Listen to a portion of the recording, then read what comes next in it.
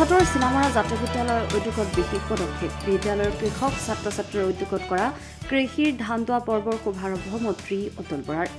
যোৰহাটৰ চিনামৰা জাতীয় বিদ্যালয়ৰ সকলো ছাত্ৰ ছাত্ৰী শিক্ষক শিক্ষয়িত্ৰী আৰু কৰ্মচাৰীসকলে ইয়াৰ জন্মলগ্নৰে পৰা কৃষি কাৰ্যত জড়িত হৈ আহিছে পূৰ্বৰ দৰে এই বছৰো বিদ্যালয়ৰ খেতিপথাৰত ধান খেতি কৰা হয় আৰু সেই ধান প্ৰায় পৈণত হোৱাৰ পাছত বৃহস্পতিবাৰে ধান দোৱা পৰ্বৰ শুভাৰম্ভ কৰা হয় এই বিশেষ কাৰ্যৰ শুভাৰম্ভ কৰে ৰাজ্যৰ কৃষি মন্ত্ৰী অতুল বৰাই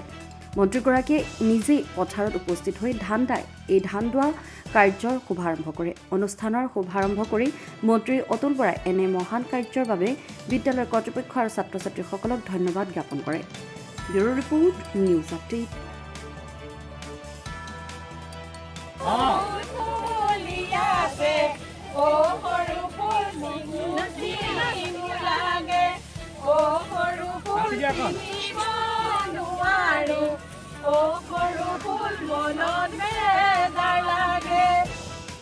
এনে প্ৰচেষ্টাৰ মই শলাগ লৈছোঁ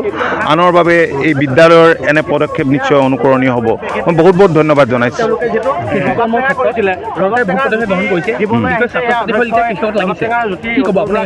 প্ৰথম কথা যে আত্মনিৰ্ভৰ স্বাভিমানী নাগৰিক হিচাপে গঢ়ি তোলাৰ এইটো এটা মহৎ প্ৰচেষ্টা এইটো এটা প্ৰয়াস গতিকে এনে প্ৰয়াসৰ শলাগ লৈছোঁ অন্য শিক্ষানুষ্ঠানত য'ত যাৰ যিমান মাটি আছে সেই মাটি টুকুৰা পেলাই নথৈ ছাত্ৰ ছাত্ৰীসকলক এনেধৰণে বা ছাত্ৰাৱস্থাতে কৃষি শিক্ষা দিয়াৰ ব্যৱস্থা কৰক কৃষি বিশ্ববিদ্যালয় আছে মহাবিদ্যালয় আছে কিন্তু সকলো কলেজতে লাগে কাৰণ গৰিষ্ঠ সংখ্যক ৰাইজে হৈছে আমাৰ ৰাজ্যখনৰ কৃষক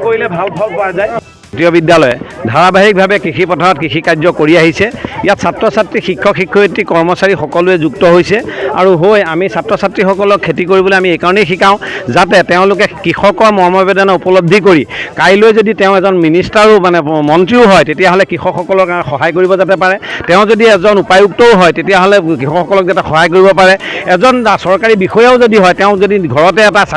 জলকীয়া পুলি এটা যদি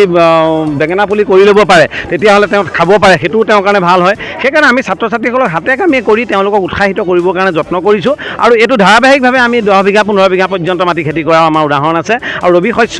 বাম শস্য আমি শস্য শালি খেতি দুয়োটাই কৰোঁ আৰু কৰি ছাত্ৰ ছাত্ৰীসকলক কেনেকৈ ভাৰ্মি কম্প'ষ্ট বনাই কেনেকৈ পচন সাৰ বনাই এইবিলাক আমি শিকাওঁ আৰু ছাত্ৰ ছাত্ৰীসকলক ইয়াৰ জৰিয়তে আমি ভৱিষ্যতলৈ